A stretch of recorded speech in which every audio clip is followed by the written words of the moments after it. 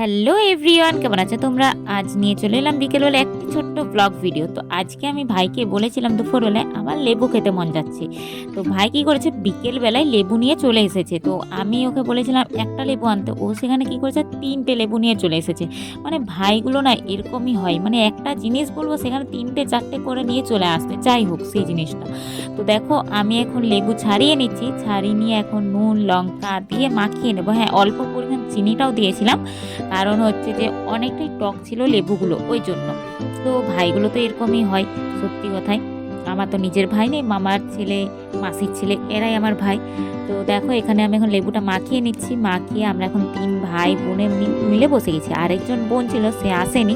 তো আমরা 3 বোন আর ভাই মানে 4 জনে মিলে এখন খেয়ে নিচ্ছি। তো লেবু মাখাটা হেভি সুন্দর লাগছিল। আর মানে আমি এখন ভিডিওটা করছি, আমার এখনই জিভ দিয়ে জল চলে আসছে। তো আজকের ভিডিওটা এই পর্যন্ত।